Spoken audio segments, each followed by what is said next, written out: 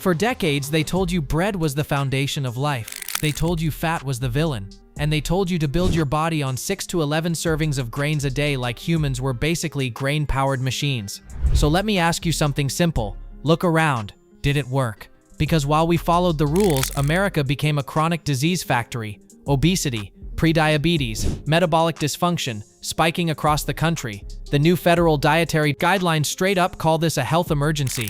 And then January 7th, 2026, the script flips. The US government releases the 2025-2030 dietary guidelines for Americans, and they bring back a food pyramid, but inverted. This is the great inversion. This is the moment the system finally admits the old model failed. Back in 1992, the USDA rolled out the classic food guide pyramid. Grains at the base, fats at the tiny top, used sparingly. That graphic shaped school lunches, public health messaging, and what healthy looked like for an entire generation. Then came My Pyramid in 2005, and later My Plate in 2011, officially replacing the pyramid. But the core theme stayed the same. Carbs were safe, fat was dangerous, protein was moderate. And here's the quiet truth. When you build a nation's calories around refined starch and processed convenience foods, people don't become healthier, they become hungrier. Which brings us to why this inversion matters. The new pyramid, what it actually says, detail, breakdown. The new guidelines are only 10 pages, and the message is blunt. Eat real food. Let's break the pyramid down exactly as written. 1. Protein gets top billing. They explicitly say, prioritize high-quality, nutrient-dense protein foods, including animal sources, eggs, poultry, seafood, red meat, and also plant sources like beans, lentils, nuts, seeds, and soy. And then comes the headline number. 2. Protein target, 1.2 to 1.6 grams per kilogram per day. This is the newly stated recommended range for daily protein intake. To convert pounds to kilograms, divide pounds by 2.2. For example, a 200-pound person weighs about 91 kilograms, which means their daily protein target is roughly 110 to 145 grams per day. 3. Full-fat dairy is explicitly included. The guidelines now clearly recommend full-fat dairy products with no added sugars. They suggest a goal of 3 servings per day as part of a 2,000-calorie diet pattern. 4. Healthy fats, olive oil first, but butter, tallow are named 4. They say prioritize oils with essential fatty acids such as olive oil, and then add other options can include butter or beef tallow. Important nuance, they do not declare open season on unlimited saturated fat. They still state saturated fat should not exceed 10% of daily calories. So the shock isn't eat infinite butter. The shock is, they're no longer treating butter and tallow like radioactive waste. 5. Vegetables plus fruits stay strong. They set clear goals, 3 servings of vegetables and 2 servings of fruit per day, 2,000-calorie pattern. 6. Whole grains shrink. They still include grains, but the target is 2 4-servings/day, and they emphasize fiber-rich whole grains while calling out refined carbs like white bread and packaged breakfast options. 7. The nuclear line, added sugar. The document says, no amount of added sugars or non-nutritive sweeteners is recommended as part of a healthy diet, and caps a meal at no more than 10 grams of added sugar. That is a direct hit to ultra-processed food culture. The data, why this shift makes sense. So, is this shift just politics and vibes? Or is there real science behind it? Here are 3 data anchors. Simple, strong, and hard to ignore. A. Ultra-processed foods drive overeating, even when macros match. In a controlled, inpatient randomized trial conducted by the NIH, participants consumed more calories and gained more weight on an ultra-processed diet compared to an unprocessed diet. This happened despite the meals being carefully designed to match key nutritional factors.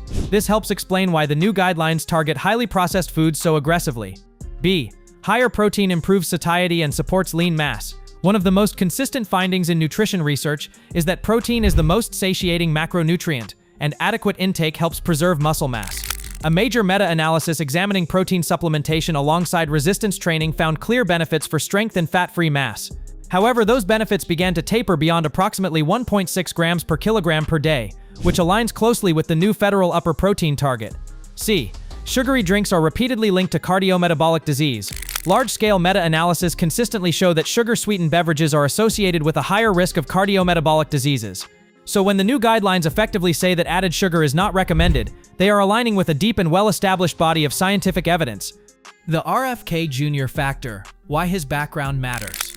This shift didn't happen in a vacuum. The new guidelines are signed by HHS Secretary Robert F. Kennedy Jr. and USDA Secretary Brooke Rollins.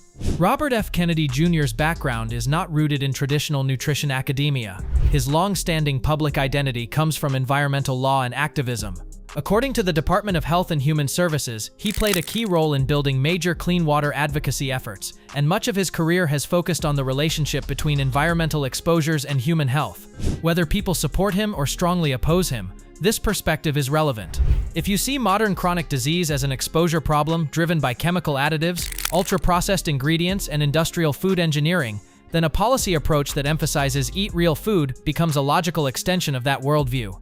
That said, this new food pyramid has already triggered intense debate. Several prominent heart health organizations have raised concerns about the increased emphasis on high-fat animal-based foods. So this is not a unanimous scientific victory lap. It's a real policy pivot and a culture fight.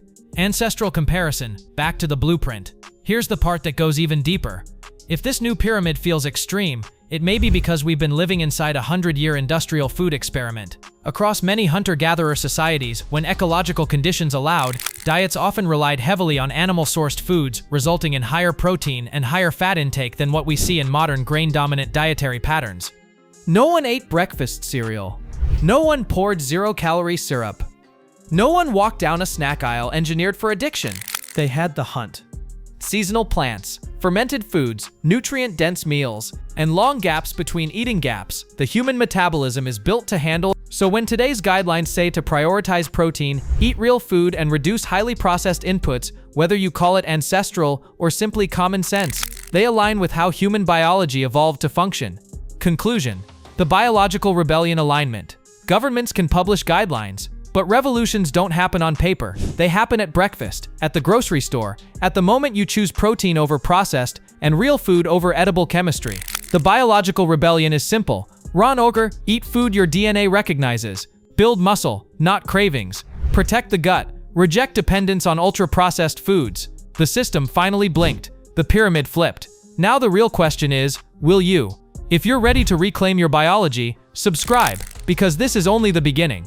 This is the biological rebellion. Stay dangerous, stay healthy,